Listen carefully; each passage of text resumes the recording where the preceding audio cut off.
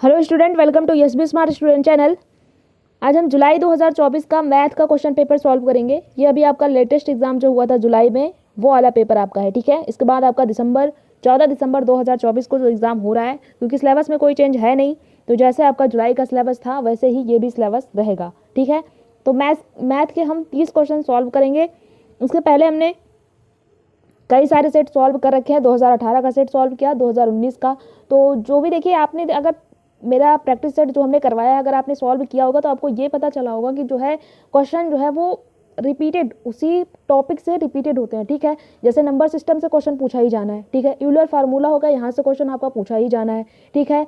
जो आपका mean mod है ना, ये सब निकालना पड़ता है, बहुलक, इनसे क्वेश्चन पूछा ही जाना है। तो ये सारे क्वेश्चन जो है वो फिक्स हैं, तो क्वेश्चन आपका रिपीट होता है, ठीक है। इसीलिए प्रीवियस ईयर क्वेश्चन से हमें क्या पता चलता है, हमें ये पता चलता है जब हम 30 क्वेश्चन सॉल्व करते हैं तो हमको ये पता चलता है कि हाँ, इस तरह से क्वेश्चन पूछे जा रहे हैं, उसका लेवल समझ में आता है, स्तर समझ में आता है, ठीक है।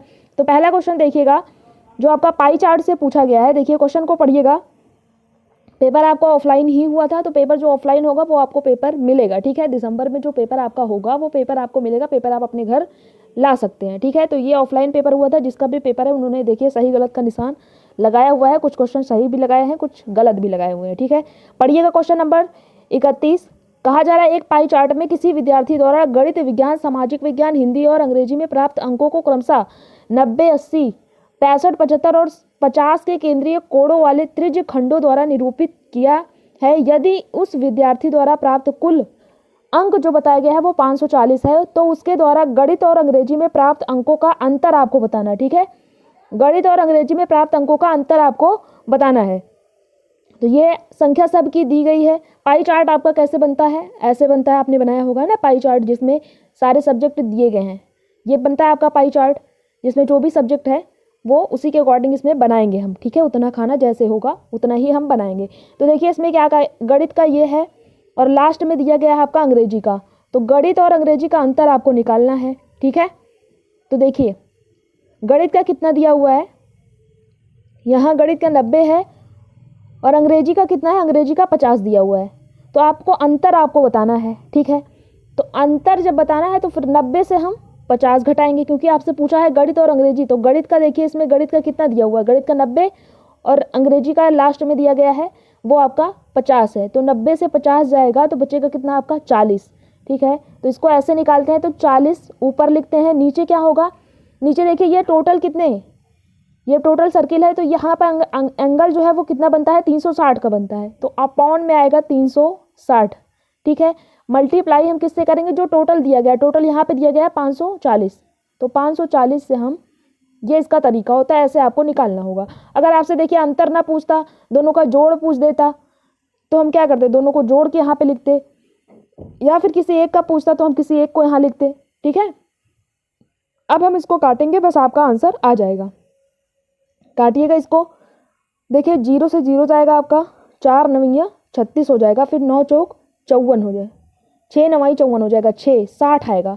इसका आंसर 60 आएगा। तो 60 किसी ऑप्शन में है, 60 दिखा रहा है, देखिए 60 फोर्थ ऑप्शन में दिया गया है, तो फोर्थ इसका करेक्ट आंसर हो जाएगा, ठीक है।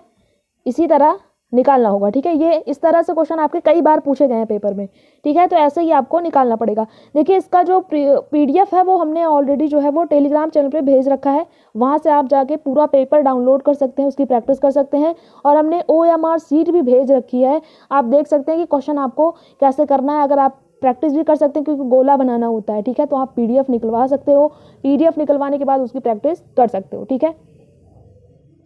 देखिएगा दूसरा क्वेश्चन 32, इससे भी क्वेश्चन हर बार पूछे जाते हैं। इसमें क्या करना होता है, बोर्ड मॉस लगाना होता है आपको, उसी के अकॉर्डिंग सॉल्व करना होता है। देखिए क्या करना है, ये आपका इसका मान निकालना है, ठीक है। तो इसका हम मान निकालते हैं, ये तो बहुत ईजी है, साथ में आप भी निकालते चलिएगा, ठीक है। मान निकालिएगा, कितना है, 52 है, देखिए 52, फिर मल्टीप्लाई बाई किससे 3 किया गया है, अपॉन में क्या है 4, अपॉन 4 हो गया, फिर प्लस है, प्लस 441 का वर्गमूल कितना होता है, 21 होता है, ठीक है। ये आपको याद होना चाहिए, 1 से लेकर 30 तक का स्क्वायर आपको याद होना चाहिए, ठीक है। ये 21 का है वर्गमूल, फिर डिवाइड करना है 7 से, ठीक है। उसके बाद क्या करना है, मल्टीप्लाई बाई 3 करना है, उसके बाद क्या है, प्लस में 5 है। जैसे जैसे हम वैसे करते चलेंगे बस हमारा सॉल्व हो जाएगा। +5 माइनस में है क्या 32, माइनस में देखिएगा माइनस में 32 अपॉन, मेरे पास स्पेस कम है यहाँ पे, अपॉन में 8 हो जाएगा और मल्टीप्लाई कितना करना है लास्ट में 12 से। ठीक है, ये आपको एक लाइन में आप लिखिएगा। साथ में अगर आप रफ कॉपी में सॉल्व करते चलेंगे तो आपको ज़्यादा बेहतर समझ में आएगा। अब आपको काटना है, देखिए काटते चलिएगा। ये 13 चौके 52, यहाँ 13 आ जाएगा। ठीक है, और देखिए कोई कट रहा है, ये 7 त्रिक 21 हो जाएगा। और कोई कट रहा है, देखिए 8 चौक 32 हो जाएगा। ठीक है, आपने इतना काटा। अब इसके बाद देखिए यहाँ पे कितना आएगा, 13 3 39 आ जाएगा इसमें। ठीक है, हम पेज चेंज करेंगे। देखिए यहाँ पर आप लिखिएगा 13 3 39 हो जाएगा और 3 त्रिक 9 हो जाएगा। ठीक है, 39 और 9 कितना हो जाएगा 48। 48 उसके बाद क्या है 5 बच रहा प्लस में, 48 5 कितना हो जाएगा 53 हो जाएगा। ठीक है, 53। उसके बाद माइनस में कितना बचेगा, माइनस में यहाँ 4 है और यहाँ पे 12 है, 12 चौक 48 हो जाएगा। तो 53 माइनस 48 करेंगे। ठीक है, 53 माइनस 48 करेंगे। हमने अभी सॉल्व किया 53 माइनस 48, इसको आप घटाइएगा कितना आएगा 5 आएगा ना, 48 और 5 53 हो जाएगा। ठीक है, तो ये इसका आंसर आएगा 5। 5 किसी ऑप्शन में दिया गया है, फर्स्ट ऑप्शन में इन्होंने भी सही लगाए हुए हैं, तो इसका फर्स्ट ऑप्शन करेक्ट आंसर हो जाएगा। तो इससे जो है बॉड बॉस आपको लगाना पड़ता है, ये हर बार इससे क्वेश्चन पूछा ही जाना है, तो ये नंबर फिक्स हैं आपके। अब देखिए यूलर फॉर्मूला से क्वेश्चन पूछे ही जाने हैं। देखिए रफ कार्य के लिए आपको ऐसे नीचे जगह दी होती है, आप वहां रफ कार्य कर सकते हो। ठीक है, क्वेश्चन नंबर 33 इसको सॉल्व करिएगा। देखिए क्या कहा जा रहा है कि किसी बहुफलकी के फलकों में f और किनारों e और शीर्ष v की संख्याएं क्रमशः दी गई है, तब आपको 2f + 3 = 4x का मान जो है वो निकालना है। ठीक है, तो यूलर का फार्मूला क्या होता है आपको पता होगा, क्या होता है f + v - e = क्या होता है 2 होता है। ठीक है, ये यूलर का फॉर्मूला है। अब इसमें जो मान रख दिया हुआ है उसको हम रखेंगे, जब हम x की वैल्यू निकाल लेंगे तभी तो हम ये निकाल पाएंगे। आपसे पूछा क्या है, आपसे 2f + 3 - 4x की वैल्यू पूछ रहा है, तो x की वैल्यू जब पता चल जाएगी तब हम सॉल्व कर लेंगे। तो x की वैल्यू निकालने के लिए हमें ये सॉल्व करना पड़ेगा। ठीक है, अब देखिए क्या दिया गया, f का मान क्या है 7, यहाँ पे दिया गया। देखिए ये सारी यहाँ पे मान दिया गया है। ठीक है, f का मान क्या है 7 प्लस v का मान क्या है, v का मान देखिए x दिया गया है, शीर्ष x दिया गया है, माइनस e का मान क्या दिया गया है 15 = 2 करेंगे। आंसर कितना आएगा आपका, 7 से 15 जाएगा, कितना बचेगा -8 बचेगा। -8 इधर जाएगा, प्लस का 8 हो जाएगा, तो x की वैल्यू कितनी आ गई 10 आ गई। ठीक है, x की वैल्यू आपने 10 निकाल ली, आपने x की वैल्यू निकाल ली। अब x का जो मान आया है वो यहाँ पे रखिएगा, बस आपका आंसर आ जाएगा। ठीक है, तो हम x का मान 10 जो आया है वो हम यहाँ पे रखते हैं। तो देखिए 2f का मान क्या यहाँ पर दिया गया, देखिए f का मान क्या है 7 है, प्लस 3 e की वैल्यू दी गई है कितना 15 और -4 × x का मान आपने 10 निकाला। बस यही आपको सॉल्व करना है। कितना आएगा देखिए, 7 दूनी 14 हो जाएगा, 15 तिया 45 हो जाएगा, -4 दहम में 40 हो जाएगा। ठीक है, कितना आएगा ये, यहाँ पे आएगा 5 और 14 5 19 आपका आंसर आएगा। तो 19 देखिए फर्स्ट ऑप्शन करेक्ट आंसर इसका हो जाएगा। ठीक है, 19 आपका आंसर आएगा। अब देखिएगा क्वेश्चन नंबर 34। देखिए इसमें जो है 20 नंबर का आपका कंटेंट रहेगा और 10 नंबर की पेडागोजी आएगी। ठीक है, तो पूछा जा रहा है एनसीईआरटी के अनुसार उच्च प्राथमिक स्तर पर संख्या प्रणाली के अंतर्गत निम्नलिखित में से कौन से प्रकार सम्मिलित नहीं किए गए हैं, ये आपको बताना है। नहीं वर्ड ध्यान दीजिएगा, कौन से सम्मिलित नहीं है उच्च प्राथमिक स्तर पर। तो उच्च प्राथमिक स्तर पर क्या सम्मिलित नहीं है ये आपको बताना है। एनसीईआरटी के अनुसार उच्च प्राथमिक स्तर पर संख्या प्रणाली के अंतर्गत निम्नलिखित में से कौन से प्रकरण सम्मिलित नहीं है। तो देखिए आपने पढ़ा होगा, आप भिन्न पढ़ते हो है ना, भिन्न से क्वेश्चन भी पूछे जाते हैं, वर्गमूल और घनमूल, घातांक और घात ये भी पढ़ते हो, लेकिन सम्मिश्र संख्याएं ये नहीं है। ये इसका करेक्ट आंसर हो जाएगा। ठीक है, आपसे पूछा था नहीं, तो जो सही है वो गलत हो जाएगा, जो गलत है वही सही हो जाएगा, क्योंकि आपसे पूछा ही था कि कौन सा सम्मिलित नहीं है। तो सम्मिश्र संख्याएं, क्वेश्चन नंबर 35 देखिएगा। इस तरह से क्वेश्चन भी आपके कई बार पूछे जाते हैं, हर बार पूछे जाते हैं लगभग। देखिए ये वैल्यू दी गई है, आपको P प्लस Q का मान निकालना है, ठीक है। अब देखिए इसका मल्टीप्लाई करेंगे तो आप बहुत लंबा हो जाएगा। देखिए इजी तरीके से कैसे ये सॉल्व करेंगे, क्योंकि देखिए आपसे P प्लस Q का मान पूछ रहा है, ठीक है। Q यहाँ है, P यहाँ है, ठीक है, और बाकी इसमें तो है नहीं। तो हम क्या करते हैं, देखिए 2x प्लस 5y सब में दिया गया है, 2x plus 5y, 2x plus 5y है ना। तो हम 2x प्लस 5y को हम x मान लेते हैं, ठीक है। कुछ भी मान लो आप, हमने x मान लिया इसको, तो क्या हो जाएगा, एक्स स्क्वायर हो जाएगा, -5 है, इसको हमने x माना, -5x माइनस कितना हो जाएगा, 14 हो जाएगा, ठीक है। इज इक्वल टू जो आपका दिया गया है इधर साइड में वो होगा, ठीक है। आपको क्या निकालना है, P प्लस Q निकालना है। तो पहले हम इधर का सॉल्व करते हैं, उसके बाद हम P प्लस Q की वैल्यू निकाल लेंगे। अब देखिए ये किसका, इसका आपको फैक्टर करना पड़ेगा। ये फैक्टर करेंगे तो देखिए आपको क्या करना है, लाना है गुणा करने पे 14 और घटाने पे लाना है 5। तो 7 दूनी 14 होता है और 7 में से 2 जाएगा तो बचेगा आपका 5, है ना। माइनस का 7 और प्लस का 2 करेंगे तो कितना आएगा, -5 आ जाएगा, और गुणा करेंगे तो 14 आ जाएगा, ठीक है। तो ये इसका फैक्टर क्या बनेगा, देखिए क्योंकि दोनों माइनस है तो x -7 आएगा और x प्लस 2 आएगा। जब आगे माइनस रहता है तो पहला फैक्टर जो होता है वो माइनस का होता है, ठीक है। ये आपने छोटी क्लासेस में किया होगा, ठीक है। तो ये हम यहाँ पे फैक्टर नहीं कर रहे हैं। एक्स स्क्वायर माइनस कितना था, 5x था, -14 था, -14 था, ठीक है। तो यहाँ पे फैक्टर क्या आएगा, 7 दूनी 14 होता है तो x -7 हो जाएगा। या अगर आपने फैक्टर किया होगा तो आप डायरेक्ट कर पाएंगे मेरी तरह, x -7 और ये x प्लस 2 हो जाएगा क्योंकि आगे माइनस लगा हुआ है। तो ये दो फैक्टर आ गए। तो ये P और Q का वैल्यू आ गया, क्योंकि x का मान क्या है, 2x प्लस 5y है। तो यहाँ भी क्या है, 2x प्लस 5y दिया गया है, तो हमें कंपेरिजन कर लेंगे इधर से। तो P की वैल्यू क्या आएगी, 7 आएगी, Q की वैल्यू क्या आएगी, 2 आएगी, है ना, कि -7 और +2 आ रहा है। तो आपसे पूछा जा रहा है P प्लस Q की value, P plus Q। P का मान आपने -7 निकाला और Q का मान 2 निकाला, तो आंसर कितना आएगा, -5 आपका आंसर आ जाएगा, -5। थर्ड ऑप्शन इसका करेक्ट आंसर हो जाएगा, ठीक है। क्वेश्चन नंबर 36 देखिए, पेडागोजी का क्वेश्चन। राष्ट्रीय पाठ्यचर्या रूपरेखा 2005 के अनुसार निम्नलिखित में से कौन सी प्रक्रिया गणित में सबसे कम महत्वपूर्ण है, ये आपको बताना, सबसे कम पूछ रहा है, ठीक है। क्वेश्चन को पढ़िएगा और आंसर भी करते चलिएगा। क्वेश्चन पढ़िए, ऑप्शन पढ़िएगा, आपको बताना सबसे कम महत्वपूर्ण क्या है। देखिए यह समझना कि गणितीय तकनीक का उपयोग कब और कैसे किया जा सकता है, तो ये तो महत्वपूर्ण है।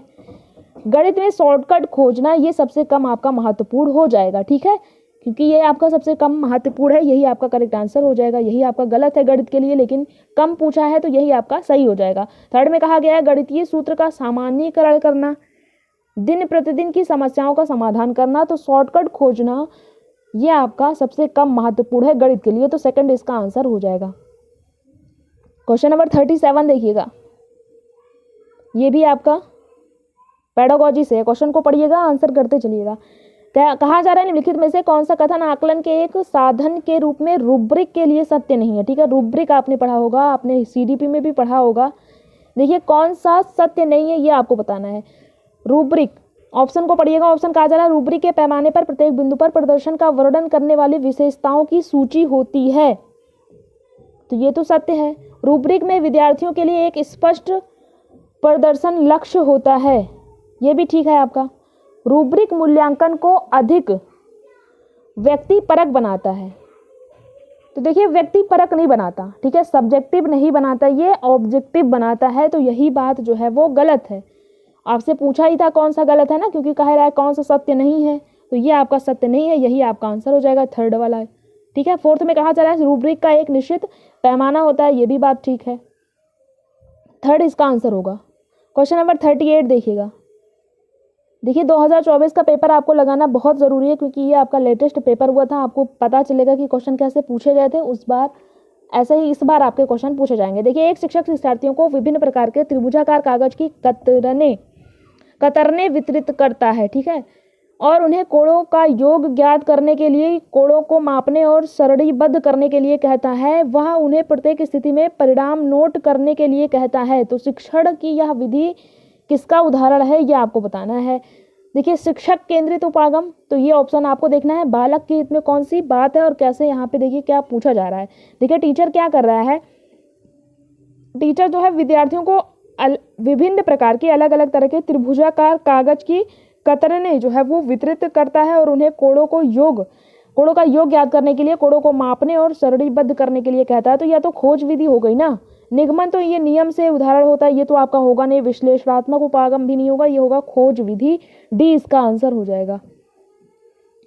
क्वेश्चन नंबर 39 देखिएगा, ये भी आपका पेडागोजी का क्वेश्चन अभी चल रहा है। देखिएगा 10 क्वेश्चन आपके पेडागोजी के पूछे जाएंगे, ठीक है, मैथ में।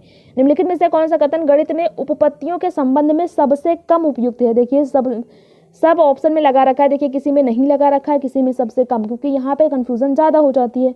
हम लोग बस पढ़े नहीं क्या पूछा जा रहा है, गणित में उपपत्ति आगे पढ़े ही नहीं, जो बात करेक्ट होगी वही आंसर लगा देते हैं। इसी वजह से एग्जामिनर ऐसे पूछता है, ठीक है।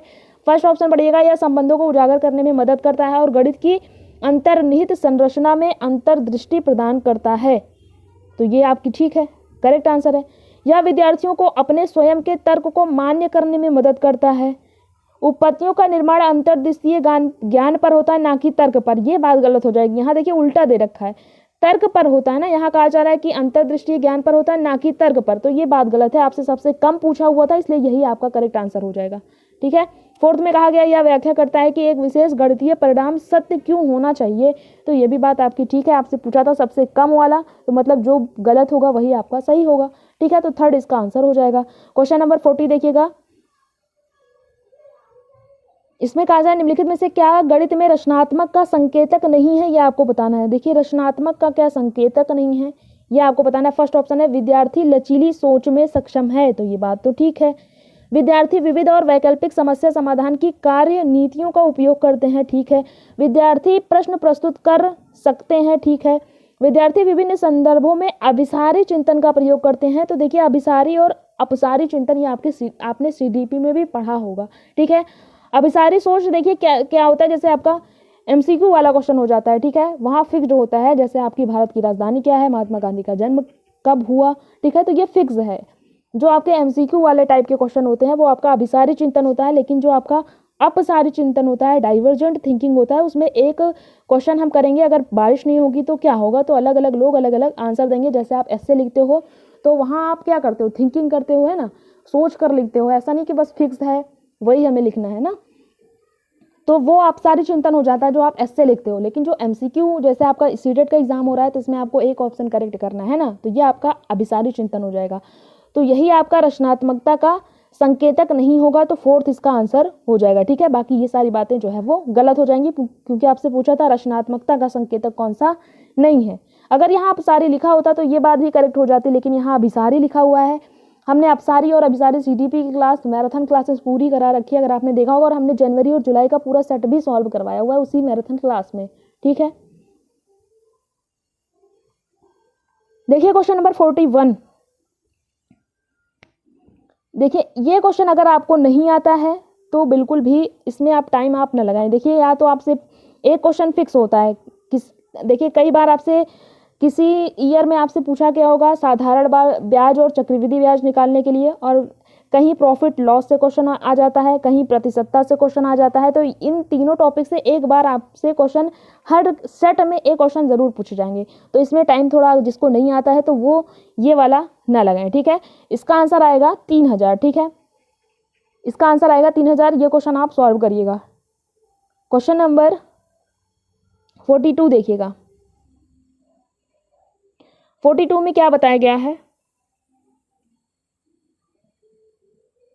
कहा जा रहा है किसी त्रिभुज, देखिए एक क्वेश्चन हमने आपके लिए छोड़ा है, ये आप लगाइएगा, ठीक है। ये प्रॉफिट और लॉस से क्वेश्चन पूछा गया है, तो कई बार प्रॉफिट लॉस से क्वेश्चन पूछा जाता है, नहीं तो साधारण ब्याज और चक्रवृद्धि ब्याज से, नहीं तो प्रतिशतता से। एक क्वेश्चन वहां से फिक्स होता है, ठीक है। क्वेश्चन नंबर 42 देखिएगा, ये क्वेश्चन सॉल्व करिएगा, पढ़िएगा। कहा जा रहा है किसी त्रिभुज एबीसी की भुजा एबी पर यम बिंदु क्या कहा जा रहा है, एबी पर यम एक बिंदु इस प्रकार स्थित है कि ए बी बराबर बी एम बराबर सी एम है। यदि कोण ए और बी क्रमशः x और 70 हैं तो 3x + 25 का मान किसके बराबर है, ये आपको बताना है। तो देखिए हम पहले x का मान निकालेंगे तभी तो हम बता पाएंगे 3x + 25 का मान क्या आएगा। करिएगा क्वेश्चन नंबर 42 का आंसर करिएगा। 42 त्रिभुज बनाइए, त्रिभुज एबीसी की भुजा पर आप एम जो है चलिए सॉल्व करते हैं। देखिए एक त्रिभुज बनाना है आपको, कहा जा रहा है कि किसी त्रिभुज ABC की भुजा AB पर, एक त्रिभुज आपने बनाया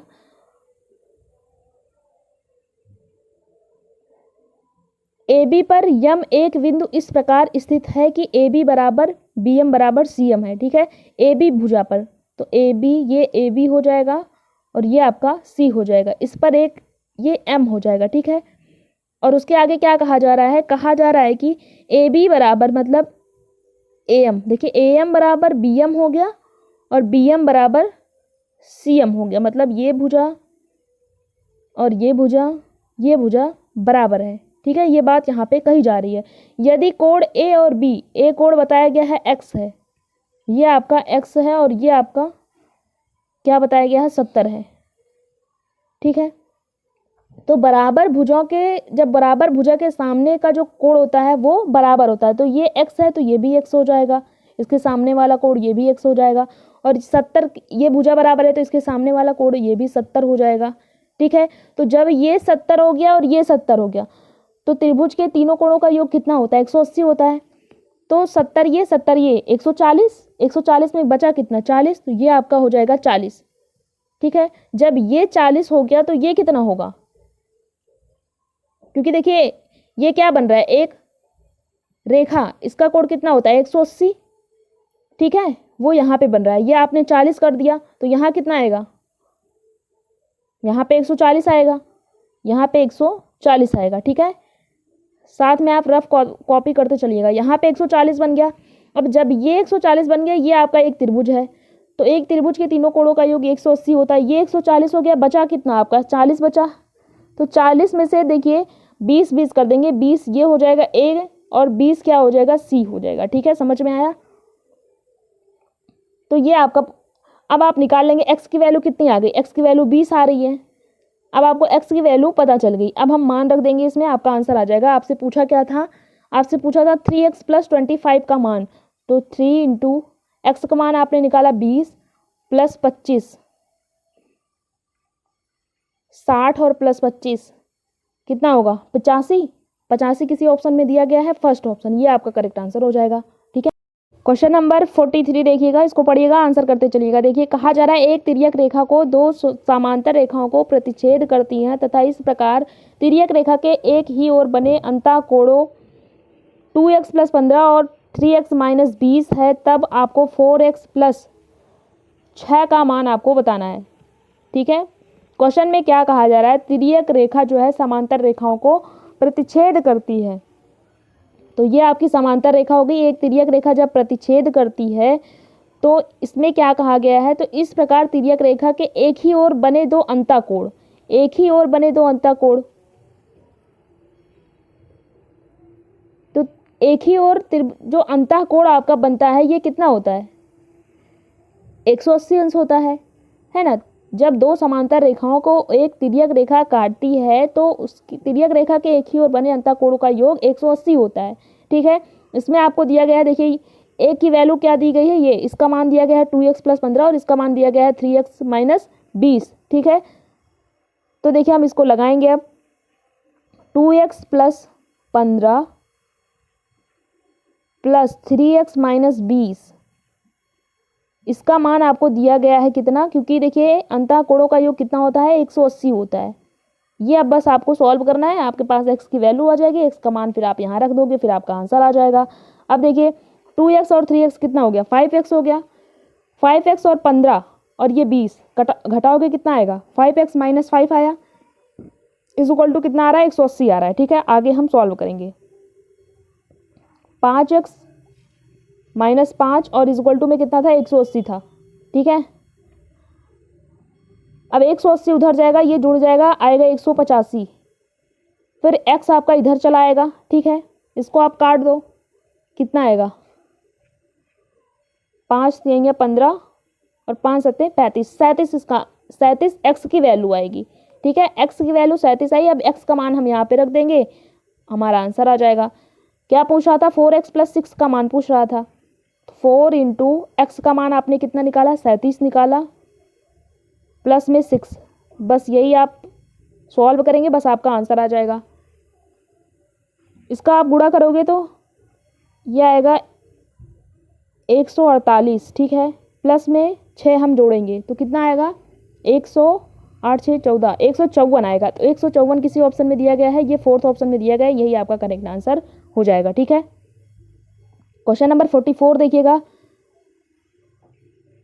निम्नलिखित में से कौन सा कथन सत्य नहीं है, ये आपको बताना है। कौन सा कथन सत्य नहीं है बताना है। देखिए फर्स्ट ऑप्शन है गुणन की संक्रियाएं गणितीय व्यंजकों पर ही की जा सकती हैं, तो ये बात ठीक है। ठीक है, क्या कहा जा रहा है कि गणित की संक्रियाएं गणितीय व्यंजकों पर की जाती हैं, तो ये बात तो ठीक है। व्यंजक x square plus 10x plus 25 को और अधिक सरल नहीं किया जा सकता, क्यों नहीं भाई, इसका तो हम फैक्टर करते हैं ना, ये करेंगे इसका फैक्टर, 25 25 हो जाएगा और 5 दूनी 10, तो मतलब इसका फैक्टर क्या आएगा x प्लस 5 आएगा, x plus 5 into x plus 5 आएगा, तो इसे तो और सरल किया जा सकता है ना, तो यही बात सत्य नहीं है, तो यही इसका करेक्ट आंसर हो जाएगा सेकंड वाला। ठीक है, इसमें कहा जा रहा था कि और अधिक सरल नहीं किया जा सकता, तो इसको सरल किया जा सकता है, इसका आप फैक्टर कर सकते हो। थर्ड में कहा जा रहा है समीकरण में चर का वह मान जो समीकरण को संतुष्ट करता है समीकरण का हल कहलाता है, ये भी बात ठीक है। 3 + 4 × 5 किया गया है, एक गणितीय व्यंजक नहीं है, तो ये बात ठीक है, गणितीय व्यंजक होने के लिए साथ में x लगना जरूरी होता है ना, तो ये बात तो ठीक कही गई है, लेकिन कौन सा सत्य नहीं है, तो सेकंड वाला इसका आंसर हो जाएगा। क्वेश्चन नंबर 45 देखिएगा, ये भी आपको त्रिभुज बनाना है फिर सॉल्व करना है। ठीक है, पढ़िएगा क्वेश्चन और साथ में सॉल्व करते चलिएगा। कहा जा रहा है किसी त्रिभुज एबीसी की भुजा एबी पर स्थित डी बिंदु इस प्रकार है कि सीडी कोण एसीबी का समद्विभाजक है। यदि कोण ए बराबर 50 कोण बी बराबर 70 तो कोण एडीसी का बराबर किसके है, ये आपको बताना है। तो बनाइएगा एक त्रिभुज, ठीक है, एसीबी का समद्विभाजक है। देखिए एक त्रिभुज बनाइए,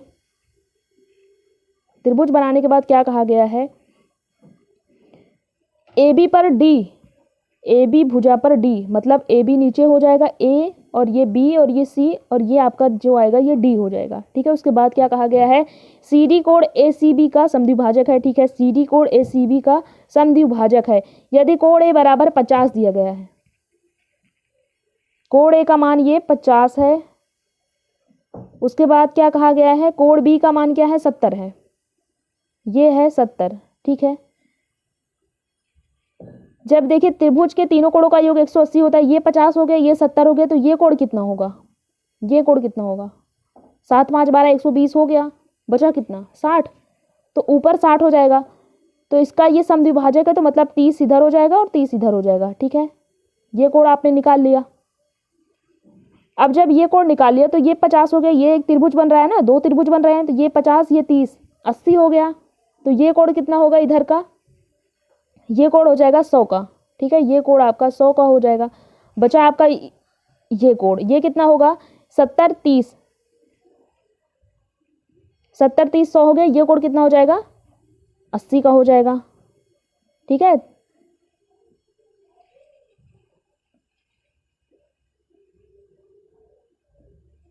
अब देखिए यदि अब क्या पूछ रहा है, कोण एडीसी किसके बराबर है, ये आपको बताना है। कोण एडीसी, एडीसी ये कोण आपसे पूछ रहा था, कोण एडीसी मतलब डी ये कितना हो रहा है 100 हो रहा है ना, तो 100 आपका आंसर हो जाएगा। 100 किसी ऑप्शन में, थर्ड ऑप्शन ये आपका करेक्ट आंसर हो जाएगा। अगर आप साथ में रफ कॉपी लेके बैठे होंगे, साथ में सॉल्व करते चल रहे होंगे, जो हम बोल रहे हैं वो कर रहे होंगे, तो आपको समझ में आ रहा होगा। ठीक है, क्वेश्चन नंबर 46 देखिएगा, कहा जा रहा है निम्नलिखित में से क्या आकलन के अर्थ को नहीं समझाता, ये आपको बताना। देखिए हर क्वेश्चन में नहीं वर्ड लगा रखा है या लगा रखा है कि सबसे कम कौन सा महत्वपूर्ण है, ऐसे क्वेश्चन आपके पूछे जाते हैं ताकि आप कंफ्यूज हो। इसका आंसर बताइएगा, सब आकलन को कौन का अर्थ कौन समझाता नहीं है, ये आपको बताना है। फर्स्ट ऑप्शन है या विद्यार्थियों को नामांकित करने में सहायता करता है, तो आकलन का अर्थ ये नहीं समझाता कि हमें बच्चों को नामांकित करना है। ठीक है, आपको नामांकित नहीं करना होता, लेबल नहीं करना आपको। ठीक है, तो यही पहला ही इसका आंसर हो जाएगा, बाकी सारे ऑप्शन आपके हो जाएंगे गलत। क्वेश्चन नंबर 47 देखिएगा,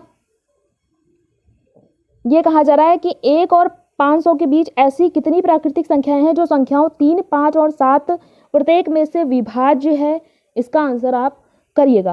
क्वेश्चन नंबर 47 देखिए, कहा जा रहा है कि 1 से 500 के बीच कितनी प्राकृतिक संख्याएं हैं जो 3 5 7 से विभाज्य है, मतलब 3 5 7 से विभाज्य हो रही, मतलब इसके एलसीएम से वो संख्या विभाज्य होगी। तो 3 5 और 7 का एलसीएम निकालेंगे, कितना आएगा 3 25 15 और 15 7 105, मतलब ये संख्या 105 500, और इसका एलसीएम निकालेंगे, एलसीएम इसका कितना आ रहा है 105, तो ये कितनी बार में जा रहा है, 5 बार में, तो ज़्यादा आ जाएगा 4। तो ऐसी कितनी संख्या मिलेंगी आपको, 4। तो 4 इसका करेक्ट आंसर हो जाएगा। फर्स्ट ऑप्शन इसका करेक्ट आंसर होगा। ठीक है, क्वेश्चन नंबर 48 देखिएगा।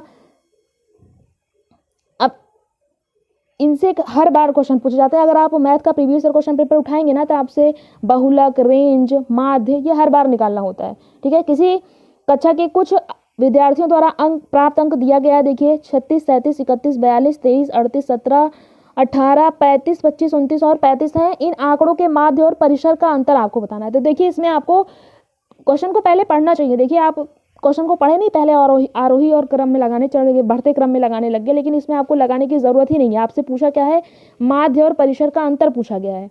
तो माध्य क्या होता है, माध्य होता है कुल पदों का योग कर लेंगे, अपॉन में पदों की संख्या हो जाएगी। तो ये हमको जोड़ना है, तो जोड़ना है तो क्यों, हमें आरोही क्रम में तो लगाना ही नहीं है, तो आरोही क्रम में हमें नहीं लगाना, केवल इसको जोड़ना है, तो इसको हम जोड़ेंगे। ठीक है, इसको आप जोड़िएगा। अपान में जितनी संख्या है, कितनी संख्या है, 1 2 3 4 5 6 7 8 9 10 11 12, 12 संख्या टोटल है। अपान में 12 आ जाएगा। ठीक है, माध्य आपका ऐसे निकलना है, और इसमें आपको जोड़ के ऊपर लिखना है। जोड़िएगा इसको, 36 और 37 प्लस 31 प्लस 42 प्लस 23 प्लस 38 और plus 17 plus 18 plus 35 plus 25 plus 29 plus 35, ये कितना होगा, जोड़िएगा। इसको जोड़ेंगे तो आपका आएगा 360। ठीक है, इसको आप काटोगे तो 12 यहीं 36,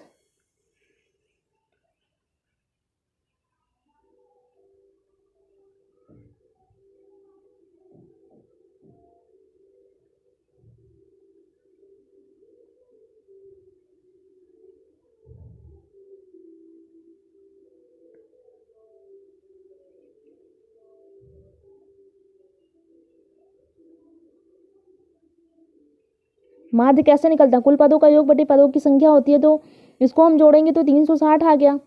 अपॉन में कितने पद हैं, 12 हो गए। ठीक है,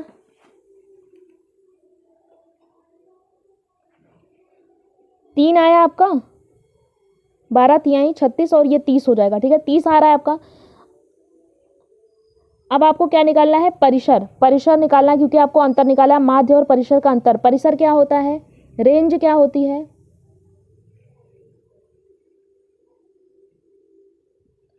परिसर कैसे निकालेंगे आप,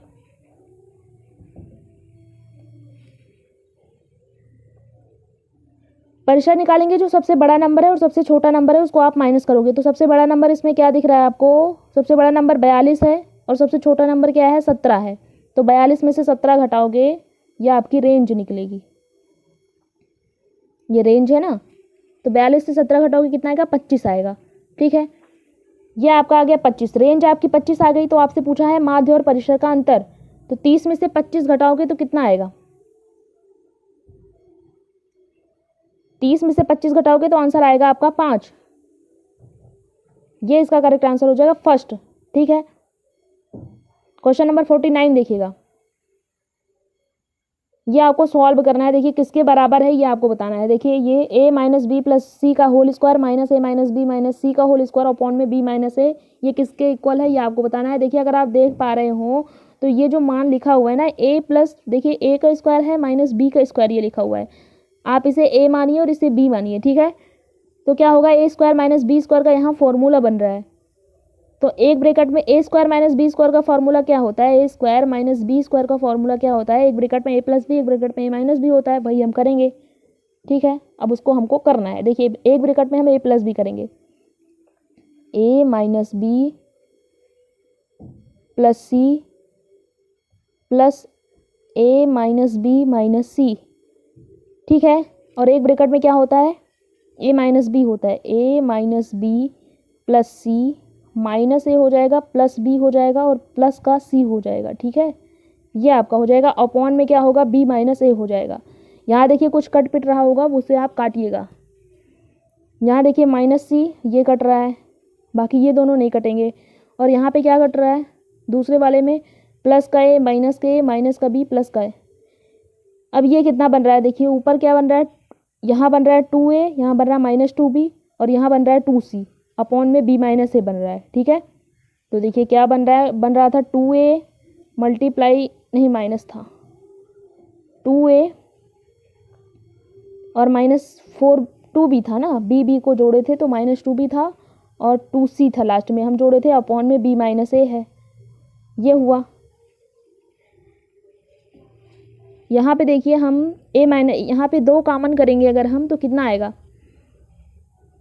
ऊपर से 2 कॉमन करेंगे, यहाँ इसको a - b बनाएंगे तो माइनस इधर आ जाएगा। ठीक है, आगे हम क्या कर सकते हैं देखिएगा, 2 कॉमन लेंगे हम, 2 कॉमन लेंगे तो क्या आएगा, a - b मल्टीप्लाई 2c आ रहा है, अपॉन में हम माइनस का a - b कर देंगे।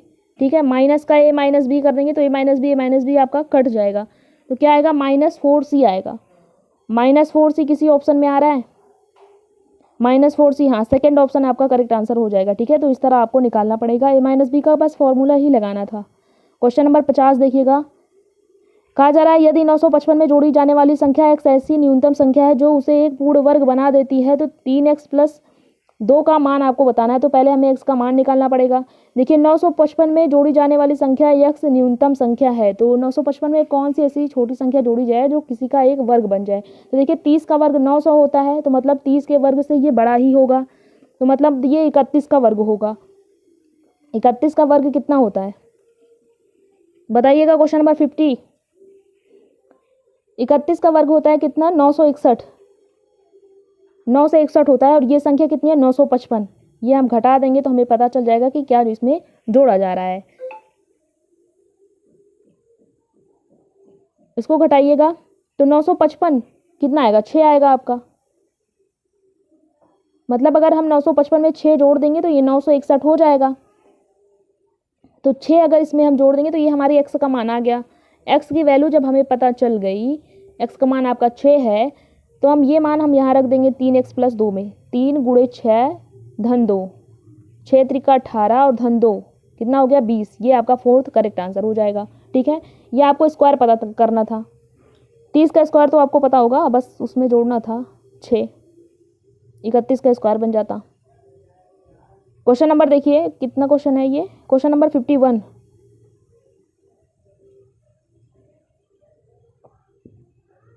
किसी चतुर्भुज ABCD का परिमाप 120 दिया गया है, BC = 48 है, CD = 17, AD = 40, कोण B = 90, तो त्रिभुज ABCD का क्षेत्रफल आपको बताना है।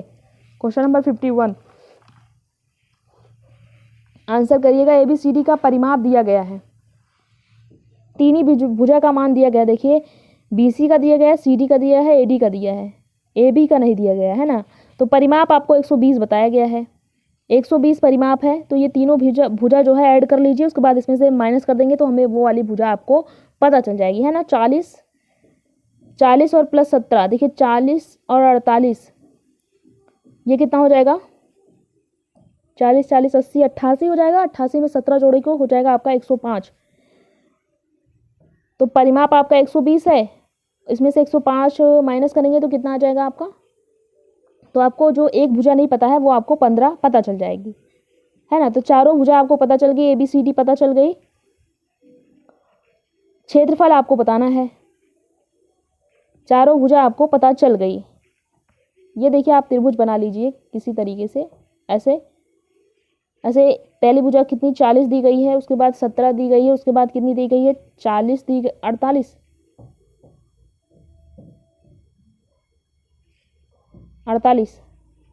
वो हमने निकाला क्या, 15 निकाला था। ठीक है, परिमाप में से तीनों भुजा को ऐड करके हमने माइनस कर दिया, तो ये भुजा हमें पता चल गई। तो यहाँ हम फॉर्मूला लगा लेंगे। देखिए यहाँ समलंब चतुर्भुज का फॉर्मूला लगा देते हैं, तो क्या होता है, ये 2 भुजा ये हो जाएगी और ये इसकी दूरी हो जाएगी, तो इसका फॉर्मूला हम लगा देंगे। तो समलंब का क्षेत्रफल क्या होता है, 1/2 होता है, 1/2 दोनों भुजाओं का योग, समांतर भुजाओं का योग 40 और 48 था ऊपर, और ये हो जाएगा 48। ठीक है, मल्टीप्लाई आपको करना है, आपने क्या निकाला 15, एक भुजा निकाली थी 15, ये बस आपको ये काटना पीटना है, आंसर आपका आ जाएगा। ये हो जाएगा 88, फिर ये 2 से कट जाएगा, 88 कितनी बार में बचेगा, यहाँ आएगा 44, 44 को 15 से मल्टीप्लाई करिएगा, आंसर आपका कितना आएगा 660। डी क्वेश्चन नंबर 52 देखिएगा। इसमें कहा जा रहा है किसी समकोण त्रिभुज का क्षेत्रफल जो है वो 240 सेंटीमीटर है। यदि कर्ण के अतिरिक्त एक भुजा 30 सेंटीमीटर है तो उस त्रिभुज का परिमाप आपको बताना है।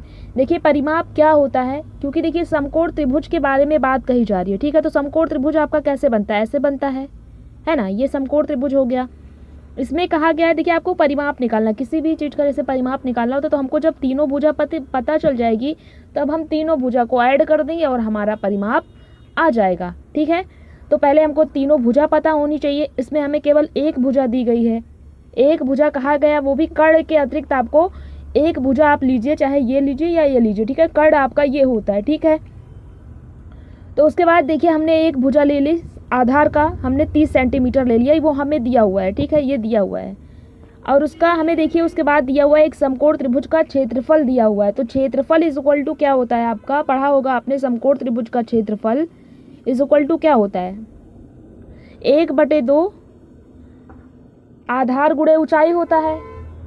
आधार आपका b इंटू ऊंचाई, ऊंचाई आपका ये हो गया, ठीक। ये समकोण त्रिभुज का क्षेत्रफल होता है, ठीक है। इसमें हम एक भुजा निकाल लेंगे, उसके बाद हम फॉर्मूला लगा के कर्ण का स्क्वायर का जो फॉर्मूला होता है इससे हमको तीसरी भुजा हमारी निकल जाएगी। उसके बाद हम अपना परिमाप निकाल लेंगे, ठीक है। तो देखिए 1/2 परिमाप क्षेत्रफल आपको दिया गया है कितना, 240 दिया हुआ है, ठीक है। साथ में आप रफ कॉपी करते चलिएगा, तब आपको चीज़ें बेहतर समझ में आएंगी। उसके बाद देखिए बी, आधार दिया हुआ है आपका बी नहीं रहेगा, आधार आपका 30 सेंटीमीटर इंटू एच आपको निकालना है, ठीक है। अब ये क्या करोगे, ये यहाँ आएगा 15, ठीक है, 15 और 15 से इसको आप काट दो तो ये किससे कटेगा, 15 से 240 काटोगे तो 15 एक कम 15 हो जाएगा, 15 छक्का 6 बार में चला जाएगा, ठीक है, हाँ 6 ही बार में जाएगा।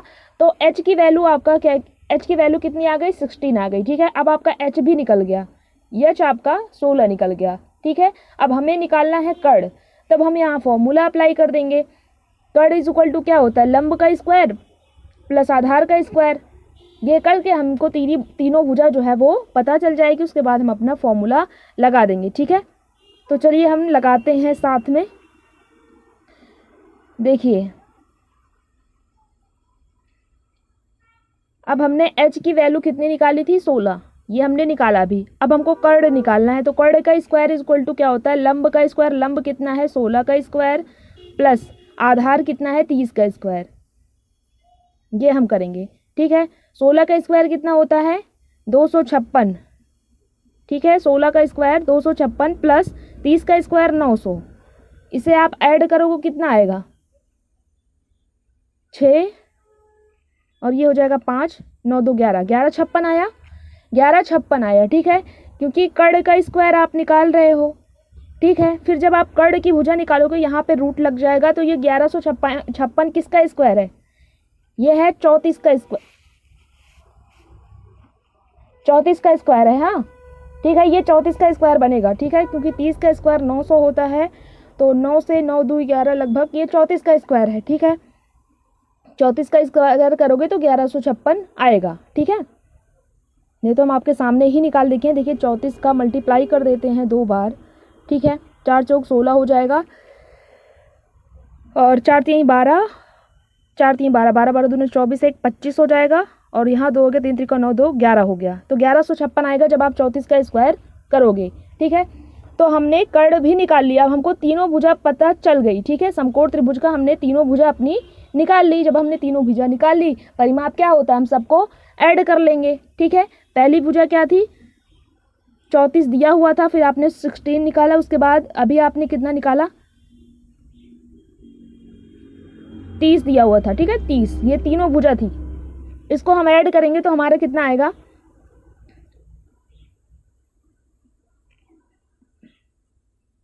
6 4 10 हो जाएगा, 3 1 4, 4 3 7 1 8, 80 आपका आंसर। 80 किसी ऑप्शन में आ रहा है, ये फोर्थ में आ रहा है, फोर्थ आपका करेक्ट आंसर हो जाएगा, ठीक है। ये हमने पूरी डिटेल में आपको समझाया, उम्मीद है समझ में आया होगा, ठीक है। वीडियो अगर थोड़ी सी भी पसंद आ रही हो तो लाइक ज़रूर कीजिएगा, हमें मोटिवेशन मिलता है कि हम जो पढ़ाते हैं वो आप लोगों को समझ में आता है। देखिए ये आपका लेटेस्ट पेपर है, जो पेपर आपका जुलाई 2024 में हुआ था, ठीक है। अब देखिएगा, इसी ऐसे ही आपका आना है क्योंकि सिलेबस में कोई चेंज है नहीं, ठीक है। क्वेश्चन नंबर 53 देखिएगा, कहा जा रहा है अधिगम का वह क्षेत्र जो कि व्यवहार एवं मूल्यों के साथ संबंधित है उसे डैश के रूप में माना जाता है। देखिए, वह क्षेत्र आपको बताना है व्यवहार एवं मूल्यों के साथ संबंधित है, तो ज्ञान का क्षेत्र इसमें आएगा, ये भी नहीं होता, ये भी कोई नहीं होता है, ये होता है क्या, भावात्मक क्षेत्र होता है। अपने CDP में पढ़ा होगा 4 क्षेत्र होते हैं, PCSE, फिजिकल, कॉग्निटिव, सोशल और इमोशन। तो व्यवहार और मूल्य आपके ये 4th वाले फैक्टर में आएंगे, भावात्मक क्षेत्र में आएंगे, ठीक है। क्वेश्चन नंबर 54 देखिएगा, इसमें कहा जा रहा है, देखिए भिन्न से क्वेश्चन हर बार ये सारे फिक्स हैं, है ना। जब आप हमने देखिए लगभग 4 सेट करवा दिया है, अब जो जनवरी 2024 में हुआ था पेपर वो भी हम साथ में करवा देंगे, तब आपका लगभग 5 सेट मैथ का हो जाएगा, जिससे आपको अंदाज़ा लग जाएगा। अगर आपने 5 सेट मेरा जो हमने करवा रखा है वो आपने किया होगा 4 सेट, तो आपको देखिए पेपर का लेवल समझ में आएगा। क्वेश्चन वैसे ही रिपीट होते हैं, है ना। यूलर फॉर्मूला से क्वेश्चन पूछा ही जाएगा, LCM HCF से क्वेश्चन पूछा ही जाएगा, ये सारे फिक्स हैं। अब देखिए भिन्न से क्वेश्चन पूछा ही जाना है। भिन्न दिया गया है 6/7, 2 सही 3/5, 3/8 और 2 सही 8/15 में से सबसे बड़ी और सबसे छोटी भिन्न का योग आपको बताना है। तो सबसे बड़ी और छोटी भिन्न तो पहले हम पता करेंगे, तभी तो हम इसका योग निकाल पाएंगे, ठीक है। तो पहले हम ये पता करेंगे कि सबसे बड़ी और छोटी भिन्न है क्या। तो पहली भिन्न क्या दी गई है, 6/7। दूसरी क्या है, इसको 5 दूना 10, 10 1 10 3 13/5 हो जाएगा दूसरी भिन्न। तीसरी 3/8 दी गई है। चौथी भिन्न क्या है, 15 दूना 30, 8 38/15, ठीक है, ये आपको दिया गया है, ठीक है। अब इसको हम भाग करके पता कर लेंगे कौन सी भिन्न छोटी है और कौन सी भिन्न बड़ी है, ठीक है। तो देखिए 7 को 6 से भाग करेंगे, कितना आएगा, 7 8 56, 8 बार में जाएगा 0.8, इसको करेंगे। बस एक एक पॉइंट आपको निकालना रहेगा, बस आपको अंदाज़ा लग जाए कि कौन सी भिन्न छोटी और कौन सी बड़ी। पूरा मान आपको नहीं निकालना है। यहाँ कितनी बार जाएगा, यहाँ तो 5 दूनी 10 हो जाएगा, फिर 3 बचेगा, फिर 5 6 30 जाएगा, 2.6 आ रहा है। 3/8 को भाग करेंगे तो 8 8 3 24, 8 चौक 32 ज़्यादा हो जाएगा, तो 0.3 बार ही जाएगा। उसके बाद 15 को 38 से करेंगे तो 15 दूना 30 और फिर 15 25 75, 5 बार जाएगा, ठीक है। तो सबसे बड़ी भिन्न कौन सी है, यहाँ 2.6 है, और सबसे छोटी भिन्न क्या है, यहाँ पे 0.3 है, ठीक है। ये 2 भिन्न है, तो इसका आपको योग बताना है। तो ये कौन कौन सी भिन्न है, ये 13/5 और 3/8, इसको हम जोड़ेंगे। हमको योग पूछा है सबसे बड़ी और छोटी भिन्न का, तो हम योग निकाल देंगे। 13/5 सबसे बड़ी भिन्न और छोटी भिन्न क्या थी, 3/8। इसका आप LCM लोगे, कितना आएगा, 5 8 40, ठीक है। फिर ये कितनी बार जाएगा, यहाँ पे आएगा 104, फिर ये 8 8 5 40, 5 यहीं, यहाँ 15 हो जाएगा, ठीक है। फिर इसको आप ऐड करोगे, कितना आएगा, 119/40 हो जाएगा, ठीक है। 104 में जब 15 जोड़ोगे तो 15 4 19, 119 हो जाएगा। 119/अपॉन में क्या है, 40 है, ठीक है। हम बोल रहे हैं वो ध्यान दीजिएगा, अगर आपको लिखावट समझ में ना आ रही हो तो, ठीक है। तो आपने कितना निकाला, 119/140 निकाला था नीचे, ठीक है। इसको क्योंकि आंसर आपका ऐसे दे नहीं रहा है तो हम देखेंगे, इसको सरल करेंगे तो 40 को हम भाग करेंगे तो 40 दूना 80, 2 ही बार में जाएगा, 2 सही बचेगा कितना, 39,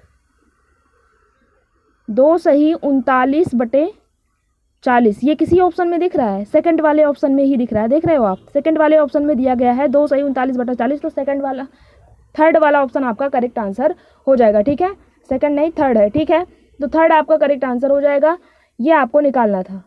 कभी आपसे बस भिन्न से क्या पूछ लेगा, कभी आपसे पूछेगा कि घटते क्रम में लगाओ, बढ़ते क्रम में लगाओ, है ना। सबसे छोटी भिन्न कौन है, बड़ी भिन्न क्या कौन है, तो पहले आप भाग करोगे तब आपको पता चल जाएगा। यहाँ क्योंकि छोटा था हमने भाग करके निकाल लिया, तो और अगर बड़ी भिन्न रहेगी तो उसके लिए और हमने सेट लगवाए हुए हैं, वहाँ देख लीजिएगा कैसे हमने सॉल्व करवाया हुआ है। अब यहाँ देखिए बेलन से हर बार क्वेश्चन पूछे जाने हैं। 55 देखिए, यहाँ देखिए कहा जा रहा है किसी लंब वृत्तीय बेलन की ऊंचाई और आधार त्रिज्या क्रमशः 9 सेंटीमीटर और 6 सेंटीमीटर है। यदि आधार त्रिज्या आधी कर दी जाए तथा ऊंचाई में 3 सेंटीमीटर की वृद्धि कर दी जाए तो निम्न में से कौन सा नए बेलन के आयतन की व्याख्या करता है। नए बेलन के आयतन की व्याख्या करता है, क्वेश्चन को ध्यान से पढ़िएगा। उसके बाद आप आंसर भी कोशिश करिए, शायद सॉल्व कर पाएँ। कोशिश ज़रूर करनी चाहिए। देखिए टीचर तो करवा देगा, लेकिन आपको साथ जाना है पेपर में, पेन आपको चलानी है तो पेन ज़रूर चलाएं, है ना। मैथ ऐसा सब्जेक्ट है तो पेन तो ज़रूर चलाना पड़ेगा। देखिए इसको हमें निकालना है। देखिए ये जब हम निकालेंगे तभी बता पाएंगे कि 1/3 है कि 2 है कि तिगुना है कि आधा है। जब हम निकालेंगे वैल्यू तभी तो बता पाएंगे। देखिए हम निकालते हैं।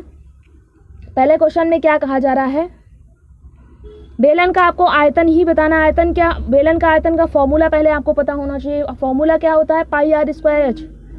देखिए हम अपने व्हाट्सएप चैनल पे जो है, हमारा व्हाट्सएप चैनल का लिंक आपको नीचे डिस्क्रिप्शन में मिल जाएगा। वहाँ हम आपको जो पूरा फॉर्मूला है जो मैथ में आपका पूछा जाता है वो हम सेंड कर देंगे, ठीक है। तो जुड़ सकते हो, वहाँ आपको फॉर्मूला जो होता है, जो फॉर्मूला पूछा जाता है मैथ में, उसका फार्मूला वगैरह, बेलन का, इन सब चीज़ों का हम भेज देंगे। तो वहाँ से आप जाके पढ़ लीजिएगा, ठीक है। जैसे एक फॉर्मूला आपका a² - b² का, वो आपने अभी लगाया, वहाँ से भी पूछा गया था। वो फॉर्मूला हमने ऑलरेडी भेज रखा है, ठीक है। देखिएगा, किसी लंबवृत्तीय बेलन की ऊंचाई और आधार की त्रिज्या, आपसे नए बेलन का आयतन। तो आयतन का फॉर्मूला क्या होता है, πr² होता है, ठीक है। क्योंकि आपको नया बेलन पूछ रहा है तो 2 बेलन का आयतन निकलेगा। पहले मूल बेलन का आयतन निकालेंगे, उसके बाद नया निकालेंगे, उसके बाद हम बता देंगे कितना गुना है, ठीक है। तो देखिए बेलन का आयतन का फॉर्मूला होता है क्या, πr² होता है, ठीक है। πr² होता है। तो पाई तो कॉमन है दोनों में, तो पाई हम हटा देते हैं, ठीक है। इससे कोई मान में वैल्यू, देखिए क्योंकि एग्जैक्ट मान आपसे नहीं पूछा जा रहा है, इसीलिए दोनों में पाई जो है वो कॉमन हो जाएगा। तो इसको हम क्या करेंगे, हटा देंगे, ठीक है। केवल r² निकालना है आपको। अब देखिए r², इसमें दिया गया है किसी लंबवृत्तीय बेलन की ऊंचाई और आधार की त्रिज्या 6 सेंटीमीटर है। ऊंचाई कहा जा रहा है 9, ठीक है। ध्यान दीजिएगा इसमें, देखिए यहाँ पे ऊंचाई कितना है 9 और आधार की त्रिज्या कितनी है 6 सेंटीमीटर, ठीक है। तो r² r का स्क्वायर करेंगे, 6 का स्क्वायर 6 × 6 हो जाएगा, इंटू h का मान कितना है 9, ठीक है। ये पहले बेलन का। उसके बाद क्या कहा जा रहा है, यदि आधार की त्रिज्या जो है वो आधी कर दी जाए तथा ऊंचाई में 3 सेंटीमीटर की वृद्धि कर दी जाए, तो आपको देखिए तब दूसरा आयतन निकलेगा। दूसरा आयतन कैसे निकलेगा, देखिए आप आधार की त्रिज्या को आधी करेंगे, 6 है तो इसको 3 करेंगे, ठीक है। ये नया आयतन निकलेगा। ये आपका मूल आयतन निकल रहा है, ठीक है। और ये आपका नया आयतन निकल रहा है। आयतन का फॉर्मूला हमने πr²h वही हम रख रहे हैं, ठीक है। यहाँ पे पाई दोनों में कॉमन हो जाएगा, इसलिए हमने पाई को हटा दिया है।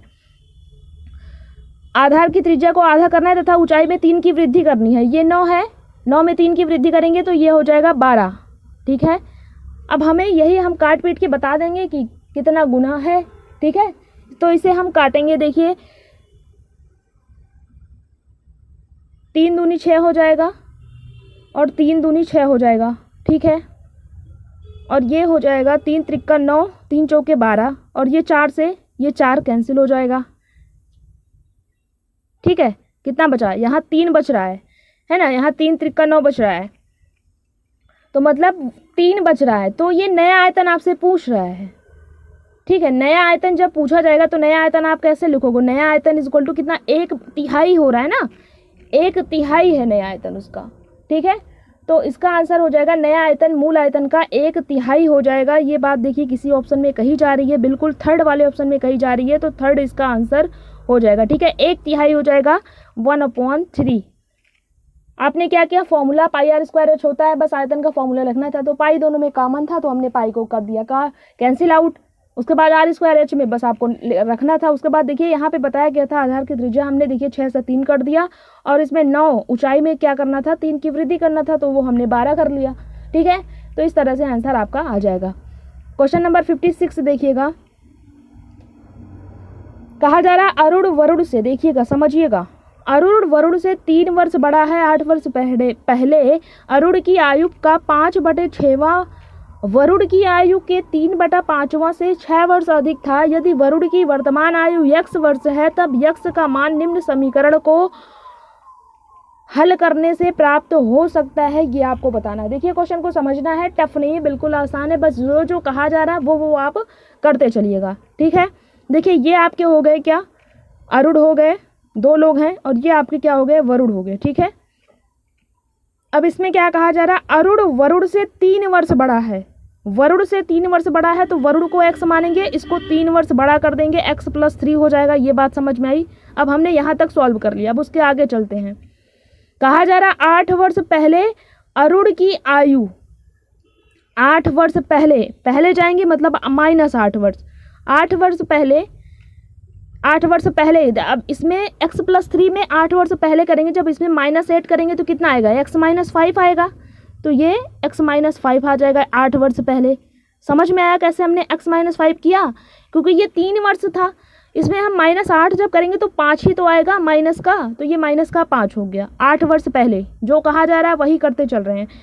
आयु का 5/6वां, ये 5/6वां हो जाएगा, इससे हम मल्टीप्लाई कर देंगे। अब उसके बाद में देखिए, वरुण की आयु के 3/5वां से 6 वर्ष अधिक था।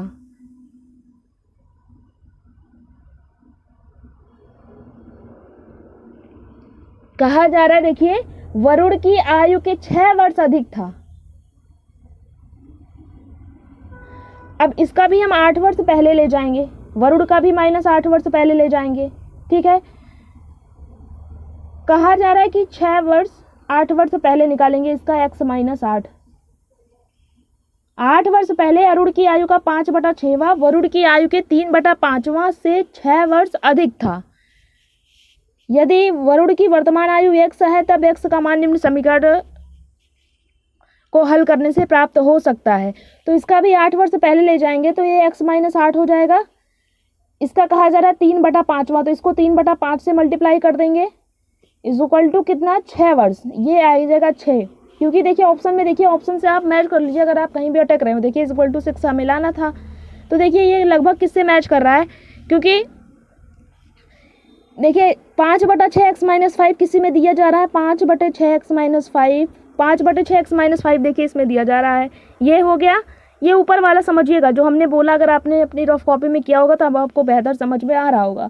तो 5/6 x-5 माइनस ये 3/5 इसका था, है ना, ये हमने लिखा था यहाँ पे 3/5 और x-8 इज इक्वल टू 6, तो इसका 4th ऑप्शन करेक्ट आंसर हो जाएगा। बस आपको समीकरण बनाना था, आप आंसर तक पहुँच गए होंगे। क्वेश्चन नंबर 57 देखिएगा, पेडागोजी का क्वेश्चन है, ये भी वेन हिले से क्वेश्चन पूछा ही जाना है। अब इसको आपको क्रम बताना है, क्रम तो आप बता पाएंगे ना, ये क्वेश्चन आप करिए, आपके लिए भी क्वेश्चन छोड़ते हैं। देखिए, वेन हिले के ज्यामितीय अधिगम के सिद्धांत के अनुसार निम्नलिखित कथनों को ज्यामितीय सोच के आरोही स्तरों में व्यवस्थित करना है। आपको देखिए आरोही बढ़ते क्रम में आपको लगाना है, ठीक है, आरोही क्रम में। तो पहला जो होगा, पहला क्रम क्या होता है वेन हिले के अनुसार, पहला क्रम क्या होता है, देखिए पढ़िए ऑप्शन को, ये ऑप्शन में आपको सही करेक्ट में लगाना है। देखिए, ज्यामितीय आकृतियों के गुणों की पहचान, विभिन्न आकृतियों का वर्गीकरण, ज्यामितीय आकृतियों के गुणों के बीच संबंध ढूंढना, ज्यामितीय आकृतियों की जैसी वे हैं उसी में पहचान। अब बताइए, इसको आपको बढ़ते क्रम में लगाना है, मतलब सबसे पहले क्या आएगा, उसके बाद में क्या आएगा, उसके बाद में क्या आएगा। तो सबसे पहले क्या आएगा, देखिए इसमें गुणों के बीच संबंध ढूंढना और गुणों की पहचान। देखिए, अगर आपने ये देखिए यहाँ पे कहा जा रहा है गुणों की पहचान और गुणों के बीच संबंध ढूंढना, तो देखिए ये तो आपका हमको लग रहा है, ये देखिए सेकंड में आएगा। पहले आप गुणों की पहचान करोगे, उसके बाद गुणों के बीच संबंध करोगे। अगर आपको ये दोनों नहीं आ रहा है तब भी आप देखिए यहाँ से जा रहे हो कि इसके बाद ही ये आएगा, है ना, ए के बाद ही जो है वो सी आएगा। तो कहीं में ए के बाद सी दिया गया है,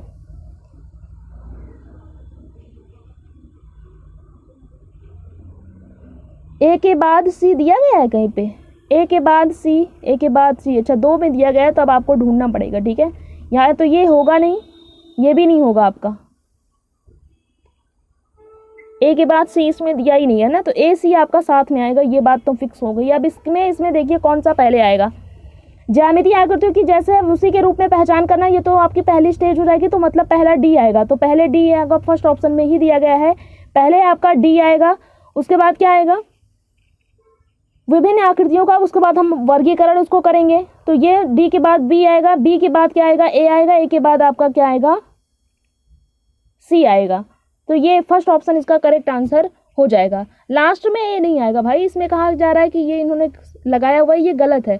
लास्ट में ए कैसे आएगा, इसमें गुणों की पहचान करना है, उसके बाद गुणों की पहचान करने के बाद हम संबंध ढूंढने हैं, तो ये फर्स्ट ऑप्शन इसका करेक्ट आंसर हो जाएगा।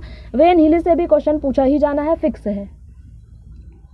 देखिएगा क्वेश्चन नंबर 58, देखिए ये साधारण ब्याज, प्रॉफिट लॉस, इससे 1-2 क्वेश्चन ये फिक्स है। अगर आपको ये नहीं आता तब आपके पास इतना टाइम नहीं है कि इसमें ज़्यादा टाइम आप लगाओ, ठीक है। उससे ज़्यादा टाइम आप पेडागोजी में 10 नंबर की पेडागोजी आपकी मैथ में आती है, वहाँ आप लगा सकते हो। अगर आपको आता है तो वेल डन, बहुत अच्छा है ना। इसमें क्या पूछा गया है देखिए, ये क्वेश्चन आप लगाइए। 10% वार्षिक दर पर निवेश की गई एक धनराशि 2 वर्ष में 3,267 हो जाती है। जब ब्याज वार्षिक संयोजित होता है उसी राशि पर उसी दर से 2.5 वर्ष में कितना साधारण ब्याज होगा, ये आप आंसर लगाइएगा। आंसर इसका आएगा 675 ही आएगा, ठीक है। क्वेश्चन नंबर 59 देखिएगा, 2 क्वेश्चन हम और लगाएंगे। इसमें क्या कहा जा रहा है देखिएगा, कहा जा रहा है PQRS एक समांतर चतुर्भुज है जिसके विकर्ण PR और QS परस्पर बिंदु O पर प्रतिच्छेद करते हैं। यदि OP बराबर x + 7 सेंटीमीटर, OQ बराबर x + 5 सेंटीमीटर, OR बराबर 20 सेंटीमीटर तथा OS बराबर 16 सेंटीमीटर है तो 7y + 5 का सेंटीमीटर में क्या मान है, ये आपको बताना है। तो देखिए अब हम लगाते हैं, ठीक है।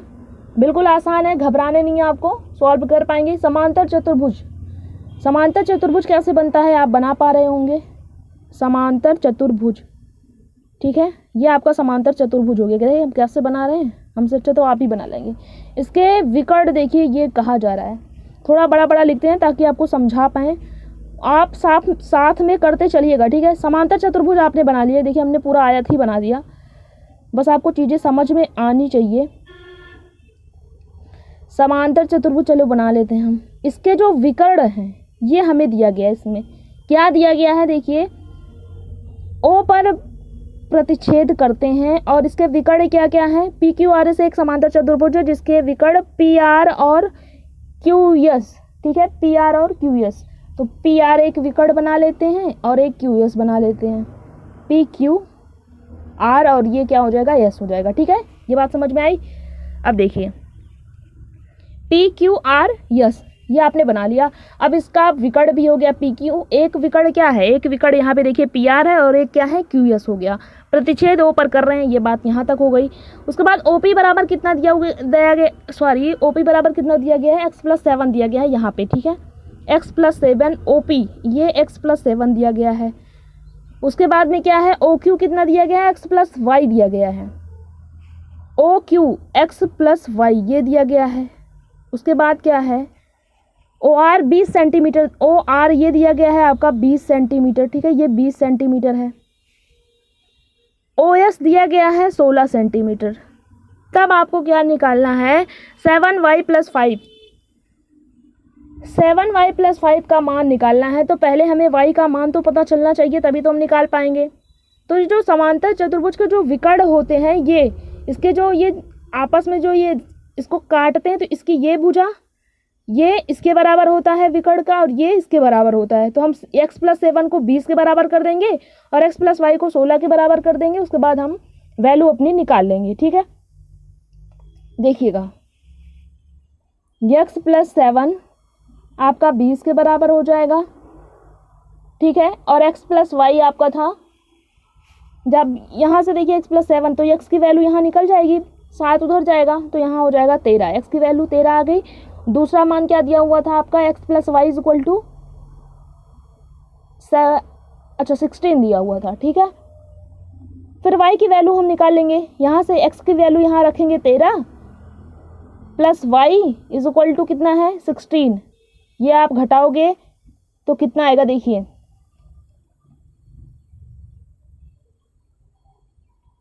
x की वैल्यू आपने निकाली 13, y की वैल्यू निकालने के लिए आपने x + y = कितना था 16 था, ठीक है, ये था।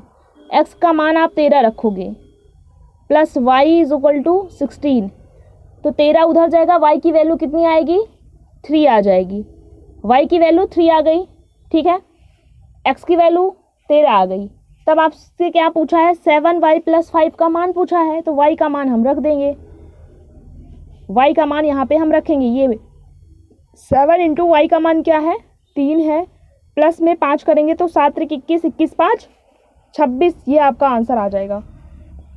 समझ में आई बात, बिल्कुल आसान था। केवल समांतर चतुर्भुज के जो विकर्ण होते हैं, वो विकर्ण जो उसको दोनों विकर्ण क्या होते हैं बराबर होते हैं, तो हमने वो बराबर करके हमने वैल्यू निकाल ली x और y की। फिर हमारा आंसर आ गया। ठीक है, करिएगा। लास्ट क्वेश्चन, एलसीएम और एचसीएफ से भी क्वेश्चन पूछा ही जाना है। लास्ट क्वेश्चन है, करिएगा। वीडियो आपको पसंद आ रही है तो प्लीज़ लाइक ज़रूर करिएगा, अपने फ्रेंड्स के साथ शेयर करिएगा। चैनल पर पहली बार आए तो सब्सक्राइब ज़रूर करिएगा। ठीक है, अब देखिए आपके पास ज़्यादा टाइम नहीं है, बिल्कुल 14 तारीख को आपका एग्ज़ाम है ना, तो तैयारी आप अपनी बिल्कुल बेहतरीन करते चलिएगा।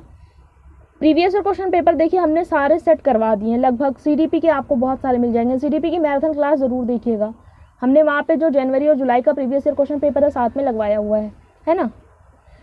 पढ़िएगा, दो संख्याओं का अनुपात क्या है, 3:7 है तथा इनका एलसीएम जो है वो 630 है। तब इन संख्याओं के एलसीएम और एचसीएफ का योग बताना है। तो हमको क्या बताना है, देखिए एलसीएम और एचसीएफ का योग आपको बताना है। चलो एलसीएम तो आपको दिया हुआ है, लेकिन हम जब एचसीएफ निकालेंगे तभी तो इसका योग बता पाएंगे। तो हम निकालेंगे क्या, एचसीएफ निकालेंगे। तो देखिए एक फॉर्मूला होता है एचसीएफ निकालने के लिए, देखिए कैसे निकाला जाता है। देखिए बहुत इजी फॉर्मूला है, डायरेक्ट आंसर आ। आपने ये फॉर्मूला तो पढ़ा होगा, पहली संख्या इंटू दूसरी संख्या is equal to LCM multiply by HCF. ये फॉर्मूला आप तो आपने पढ़ा होगा, लेकिन इससे निकालोगे थोड़ा लंबा हो जाएगा। एक फॉर्मूला होता है, देखिए उससे हम निकालते हैं। क्या होता है, एचसीएफ इंटू क्या होता है, एचसीएफ इंटू पहली संख्या A into B is equal to क्या होता है, एलसीएम होता है। ठीक है, ये फॉर्मूला लगाएंगे, हमारा आंसर डायरेक्ट आएगा। तो यहाँ से एचसीएफ जब निकालेंगे तो एचसीएफ इज इक्वल टू क्या हो जाएगा, एलसीएम कितना है 630 अपॉन में ए बी, ए कितना है 3, बी कितना है 7, है ना। कितना हो गया, 7 3 21। इसको काटेंगे तो ये कटेगा, तो आपका आएगा 21 दो बार में जाएगा। 21 से जब इसको काटेंगे, देखिए 630 को आपको 21 से भाग करना है तो कितना आएगा, लगभग 21 3 बार में जाएगा, 2 तिहाई 6, 21 तिहाई 63 हो जाएगा। ठीक है, तो 30 इसका आएगा। ठीक है, आप इसको भाग करोगे तो 30 आएगा आपका। ठीक है, आपने एचसीएफ निकाल लिया 30। अब हम दोनों का योग निकाल लेंगे। एलसीएम आपका था 630, एचसीएफ आपने निकाला अभी 30, आंसर कितना आएगा 660। तो थर्ड वाला ऑप्शन आपका करेक्ट आंसर हो जाएगा। ये 30 क्वेश्चन थे, उम्मीद है आपको समझ में आया होगा। ठीक है, देखिए फिक्स टॉपिक है। हमने देखिए 4 प्रीवियस ईयर क्वेश्चन पेपर लगवा दिए, 2018 का, 2019 का 2 पेपर हुआ था जुलाई और दिसंबर का, वो हमने लगवाया। उसके बाद हमने जुलाई का जो लेटेस्ट पेपर अभी हुआ था 3-4 महीने पहले, वो हमने आपको लगवा दिया। अब हम जनवरी का भी लगवा देंगे, जो पेपर आपसे पूछा गया था, तब आपको पूरा समझ में आ जाएगा कि क्वेश्चन कैसे पूछे जाते हैं। और इसका पीडीएफ आपको हमारे टेलीग्राम चैनल पे मिल जाएगा। टेलीग्राम का लिंक आपको नीचे डिस्क्रिप्शन बॉक्स में मिल जाएगा। ठीक है, वहाँ से जाके आप पूरा पीडीएफ डाउनलोड कर सकते हो, खुद से प्रैक्टिस कर सकते हो टाइम लगा के। ठीक है, तो वहाँ टाइम मैनेज बहुत ज़रूरी होता है। ठीक है, तो ये थे 30 क्वेश्चन मैथ के, उम्मीद है आपको समझ में आया होगा। अगर समझ में आया हो तो प्लीज़ लाइक ज़रूर करिएगा। ठीक है, कल हम सॉल्व करेंगे जनवरी 2024 का क्वेश्चन पेपर मैथ का। ठीक है, धन्यवाद।